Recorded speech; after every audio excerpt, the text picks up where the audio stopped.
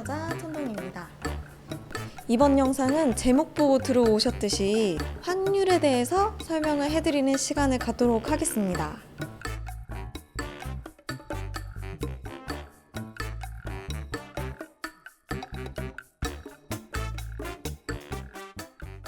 우리 환율, 환전! 솔직히 뭔지 잘 몰라도 사는데 문제는 없어요. 여행 갈 때면 어플 깔아서 그냥 90% 환율 우대 받고 놀러 가면 간단한 거예요. 굳이 알 필요가 없다고 생각하실 수도 있어요. 그런데 우리는 그놈의 환전 수수료가 뭐길래 어플까지 깔아서 환전할 일이냐고. 근데 그렇게 우대를 많이 받으면 내가 해낸 것 같은 기분이 들잖아요. 이 환전이 어떻게 이뤄지고 내가 얼마나 할인을 받았던 것인지 궁금하지 않으신가요? 근데 여러분, 사실 이거 되게 어려운 거다? 오죽하면 외국환 거래법도 따로 있고 외환 전문역이라는 자격증도 있어요. 이 시간부터 우리는 환전에 대한 마스터들이 되어 있을 것이고 일반 사람들이 잘 모르는 것을 알게 돼서 자존감이 높아지게 될 것입니다. 자, 환전을 먼저 이해하기 전에 환율에 대해 간단히 설명을 드리자면 $1 환율이다 라고 하면 뒤에 오는 것이 기준이에요. 달러로 교환하는데 한국 돈이 얼마나 필요하니? 라고 해석하시면 됩니다.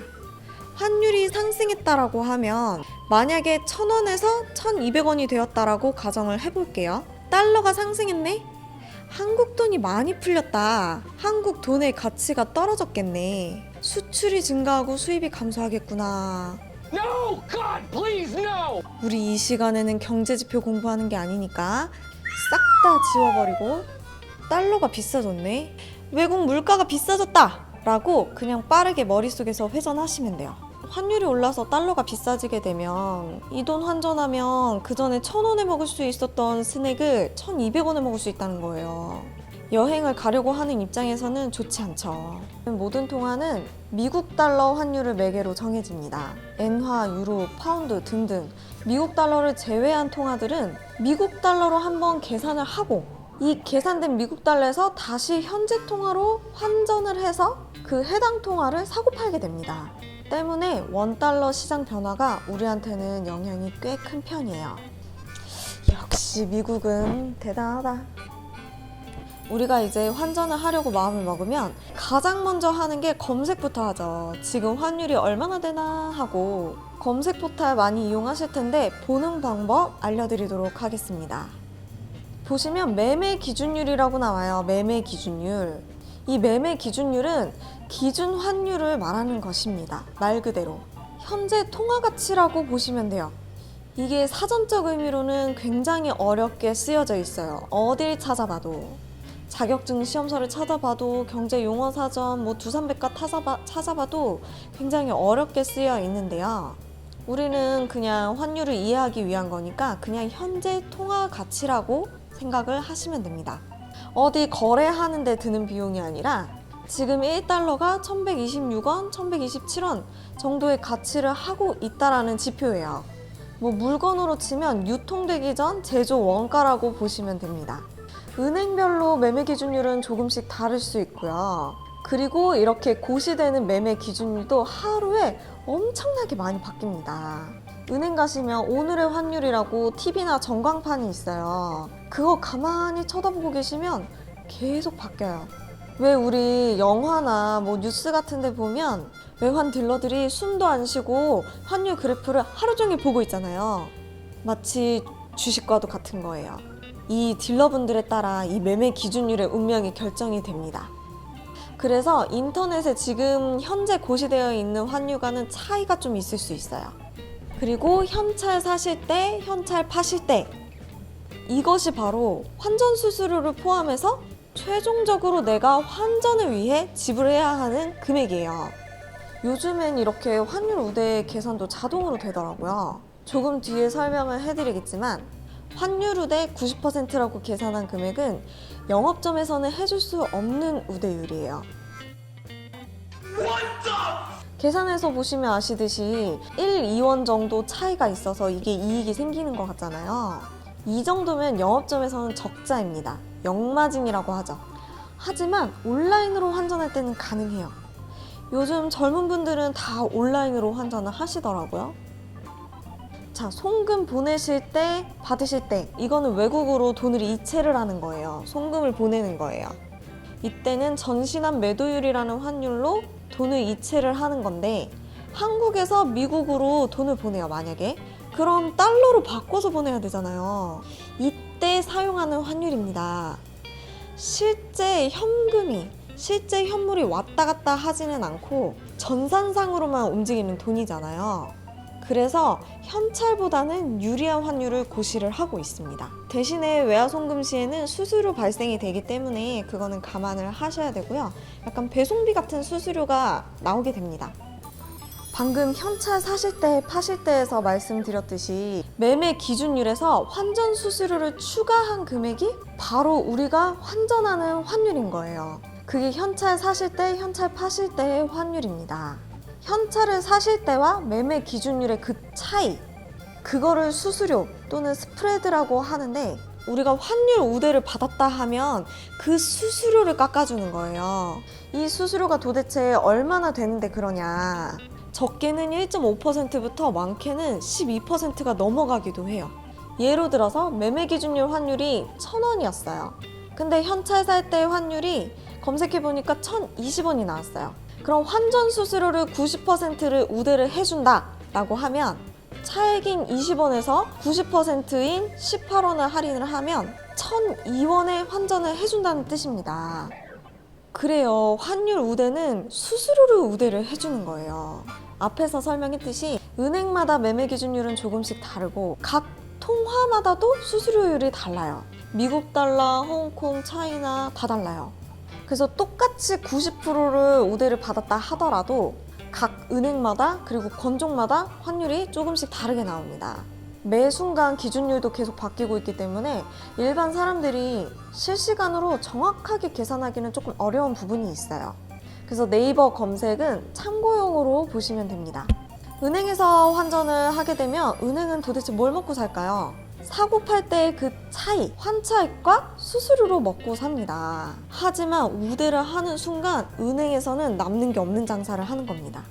은행에서 외화를 보유하기 위해서는 운송비, 보험료, 운송기간 동안 이자 나가지, 위조 지폐도 많아서 진위 여부 확인도 해야 되지. 많은 재반 비용들이 발생을 하게 됩니다. 그리고 이 외국 통화를 그냥 가지고 있다고 해서 수익이 나는 건 전혀 아니잖아요.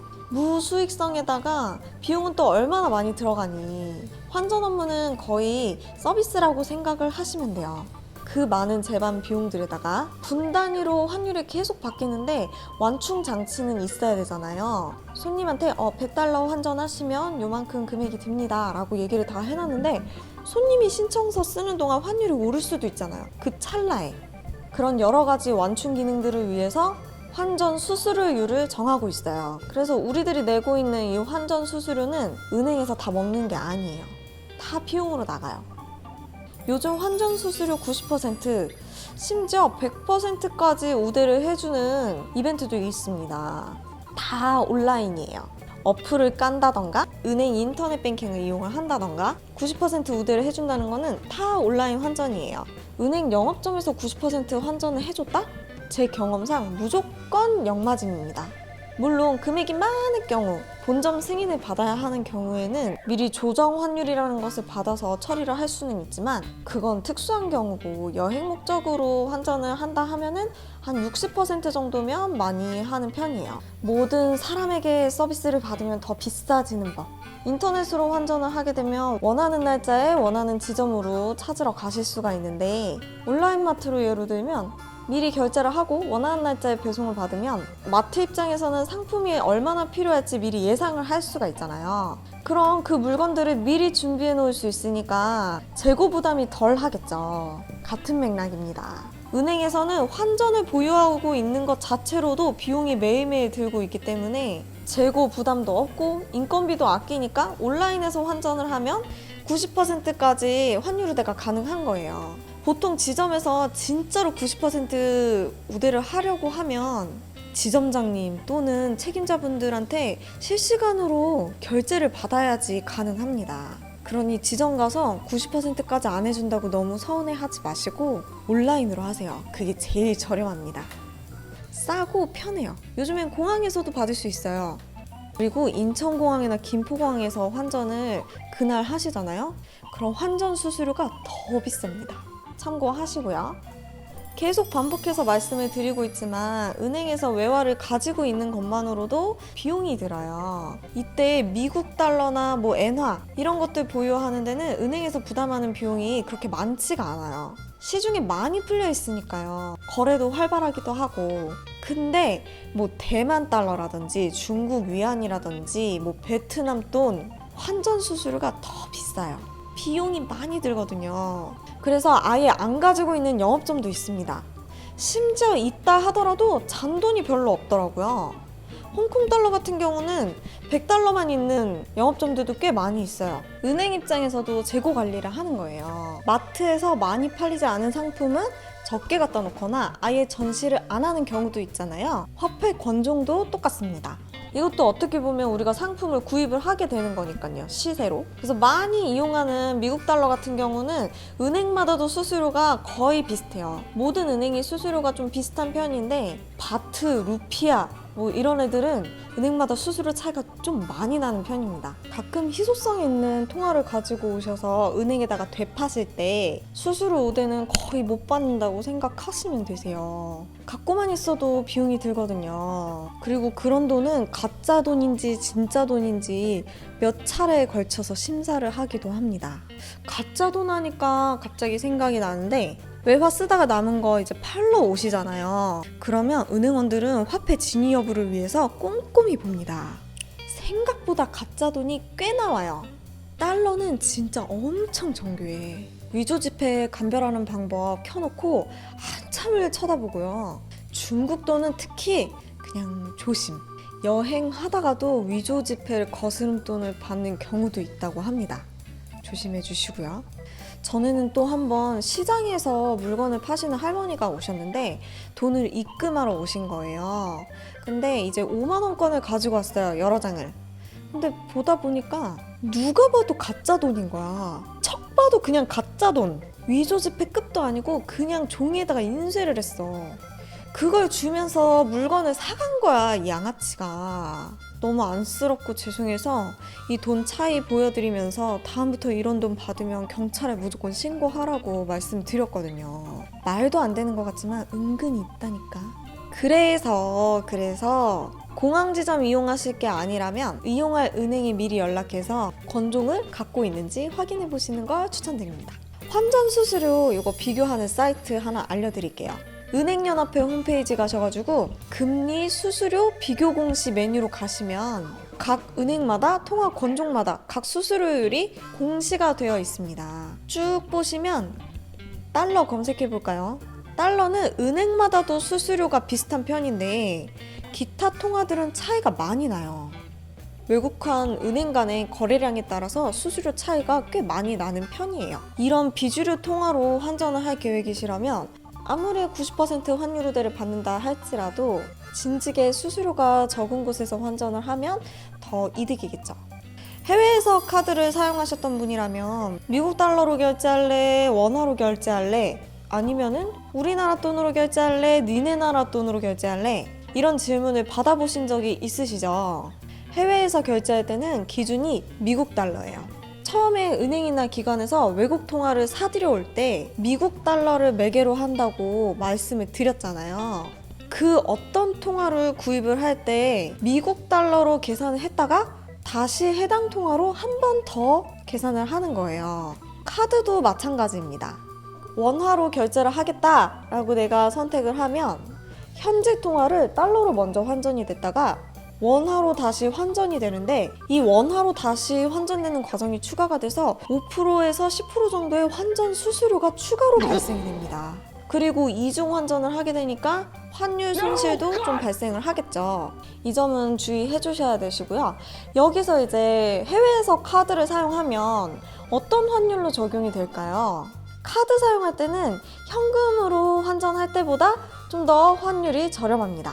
실제 화폐가 왔다 갔다, 실물이 왔다 갔다 하는 게 아니잖아요. 전산으로만 왔다 갔다 하잖아요. 그래서 해외로 송금 보낼 때와 같은 전신한 매도율을 적용을 해서 환전을 하게 됩니다. 현찰로 거래하는 것보다 환율이 싸긴 하지만 카드 브랜드 수수료가 1% 정도 나오고요. 뭐 비자, 마스터 이런 카드 브랜드 수수료예요. 그리고 해외 승인, 정산하는 데 들어가는 해외 수수료가 붙어서 나옵니다. 그래서 딱히 현금보다 유리하다고는 말씀은 못 드리겠는데 비슷한 것 같아요. 내가 환율 우대를 많이 받아서 현금으로 환전을 했다고 하면, 중요한 건 카드를 써야 한다고 하면 달러로 결제를 해달라고 해야지 환율 손실을 최소화할 수 있습니다. 환전은 얼마까지 가능할까요? 그래도 국내에 있는 돈을 외국 밖으로 가지고 나가는데 한도가 정해져 있겠죠. 해외에 있는 돈을 들고 우리나라로 가지고 들어오는 경우에는 상대적으로 제약을 많이 걸지는 않습니다. 하지만 우리나라 돈이 해외로 나가는 건 좀 엄격한 편입니다. 이 돈이 어디서 났는지, 왜 해외로 굳이 가지고 나가야 하는지에 대한 증빙을 충분히 해주셔야 돼요. 현찰로 환전을 하는 경우에는 한 사람당 하루에 미국 달러 돈으로 1만 불을 초과해서 환전을 하게 되면 국세청에 통보가 됩니다. 그리고 이 돈을 들고 출입국 하실 때는 관할 세무서에서 신고를 하셔야 돼요. 유학생들이나 해외 이주하시는 분들도 계시잖아요. 이분들은 현금을 가지고 가기보다는 해외에 있는 계좌로 송금을 하게 되는 경우가 더 많습니다. 일반적으로 아무런 증빙 없이 그냥 조건 없이 보낼 수 있는 금액은 1년에 5만 불까지 가능합니다. 내가 유학생인 거를 증빙을 한다 하면 건당 미국 달러로 10만 불까지 송금을 하실 수가 있습니다. 그리고 해외 이주하시는 분들은 건당 5만 불까지 이를 증빙하는 각종 서류는 많이 준비를 해주셔야 합니다. 간단히 환전 얘기만 하려다가 외환 얘기까지 나오고 은행 입장에서 얘기를 많이 하게 되었는데요. 그냥 간단하게 환전 가장 싸게 할 수 있는 방법을 알려드리면 좋았을 수도 있겠지만 결론이 다가 아니거든요. 환율 환전을 이용해서 더 큰 그림을 그리고 계시는 분도 있을 거라고 생각이 듭니다. 아직까지는 제가 다양한 분야로 영상을 만들려고 하고 있는데요. 각 주제마다 파생되는 영상들도 차근차근 준비를 하고 있으니까 앞으로도 많이 시청 부탁드리고요. 외화 예금, 외화 송금, 현금 남았을 때 어떻게 처리를 하면 좋을지 그런 방법들에 대해서도 앞으로 준비해서 올려드리도록 할게요. 끝까지 시청해주셔서 감사합니다. 고맙습니다.